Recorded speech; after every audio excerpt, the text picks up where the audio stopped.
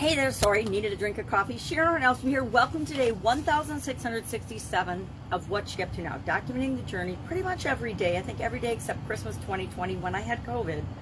Or Christmas 2019, I actually had COVID. And that was the one day, Christmas Day, that I did not hop on and share and document my journey. So, what the heck? My business journey, documenting it, who cares? Well, probably me the most, or more than anyone. But if I can share one lesson learned, one thing with anyone, I feel like it's worth sharing, documenting, capturing the things that I'm doing as I transition from the brick and mortar corporate world of businesses to the online world of business. And then 2020, the pandemic kind of shook everybody up. So I decided I needed to have my fingers in both the offline and the online world, which prior to coming online in 2017, I really didn't have anything going on online. I had very little, if anything, going on with respect to the internet. And then I hopped into ClickFunnels, joined the ClickFunnels Certified Partner Program before it was disbanded, which has now started up again, which I'm really actually happy to see.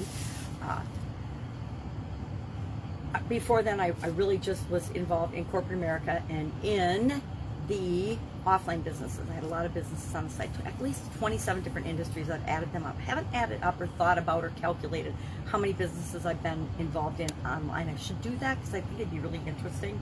I just haven't had an opportunity to do that yet because I'm busy doing other things like creating content for my groups. Supersize Your Business. Today our confidence related idiom was rain or shine. So my granddaughter forgot this cute little umbrella here, so I used it for my video today.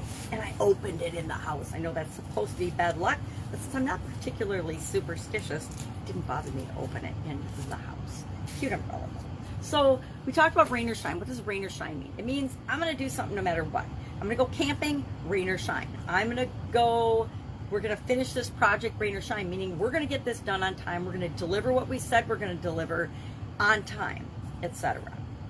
And that was our idiom for today. And what does that have to do with confidence? Well, if you do what you say you're going to do, that increases your self-confidence. That increases your belief in yourself. That means you can make commitments and stick to commitments to other people as well as yourself.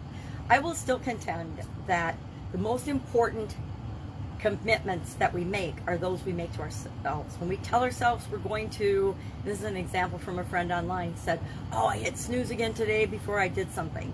And I'm like, stop hitting snooze, because it's not that it's bad to hit snooze, but when we commit to ourselves and tell ourselves we're going to do something as simple as getting up at a certain time in the morning, if we sit and hit snooze 10 times, what are we telling ourselves? Well, I really didn't mean I was going to get up at 6 o'clock. I really didn't mean I was going to get up at 5 o'clock to do that thing that I wanted to do. I decided I wanted to sleep more than I wanted to really do the thing I told myself I was going to do. Now, nobody will even ever know about that, right? Unless you tell them online, or you tell your family, or you tell someone else. Nobody's going to know that you hit snooze. But when you do, you're not hurting anyone else by doing that, but you are hurting yourself, because it chips away at your honor and your word to yourself. At least that's been my experience. I learned a long time ago that if I say I'm going to do something, I'm going to figure out a way to do it no matter what. And it's not because I don't want to let other people down, although initially it probably was. I thought I should do what I said I was going to do. But now it's, if I say I'm going to do something and for some reason I'm not going to, that's breaking my promise to myself. If I commit to something, I commit to it and I go all in and I figure it out. And again, it depends on the thing, right? If we commit to being a better version of ourselves, are we ever going to be done with that? Probably not. So we can commit to being a continually improving better version of ourselves a little bit every day. That we can do. Did I do something today to be a better example, to set a better example, to improve myself in some way, shape, or form? And that's a check mark we can do every day. But if we have a crazy end goal in mind and then we miss it, we feel like we're beating ourselves up. I hope I'm explaining this in a way that makes sense. But rain or shine, commitment to ourselves, doing what we say we're going to do, those are really important things. And again, they're important to other people, but they're not nearly as important to other people as they are to ourselves. Our topic for today for the BU 365-day challenge, our annual challenge this year to do one thing every day that improves us, was about speaking and thinking positively. As I got to thinking about this topic, I realized that by the time something negative comes out of my mouth, and my daughter's pretty good at pointing these things out to me, by the time that comes out of my mouth, I've felt it. I felt something negative. I've thought something negative, at least on a subconscious level, then it moved up to my conscious mind to turn it into words so that it came out of my mouth negative. And that means at least 3 or 4 times I've reinforced that negative thought before I actually speak it. So I'm going to today and from now on really try to be more conscious of my negative speaking, especially. You know, I want to get it sooner, like when I'm feeling it or thinking it, and stop it there and switch it to something more positive. But I certainly want to be more careful about what I'm saying, what comes out of my mouth, especially around my granddaughters and my daughter. I don't want to have a negative impact on them, and I certainly don't want to undermine their self-esteem and their self-talk and be an example of how not to be, because I want them to be positive and optimistic, and I want them to have a great life.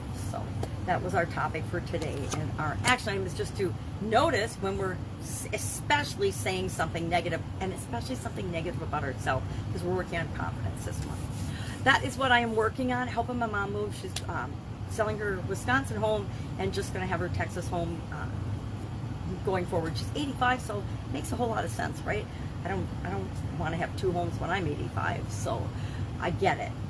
But it is a lot of work because, like me, my mother tends to be a collector and a saver of things, and it's hard to get rid of things. I did it a couple of years ago when I moved out of the home that we had for our family following my divorce, and I had, you know, a lot of stuff that I needed to get rid of, and I just set a goal that I was going to get rid of 90% of my material and physical stuff. It was just 90% of it had to go. Why? Because I had 90%, I probably had 95% too much stuff, but I gave myself a 5% cushion. And I actually did that. It was, I'm not going to say it was easy. It was definitely not easy for a pack rat, but I'm not a hoarder, but I am definitely a pack rat. It was hard, but it did lighten my load. Now, I will also admit that I have been starting to recollect, if you know what I mean. All right, have an awesome day. If I can help you, I may ask. Otherwise, I will be with you tomorrow.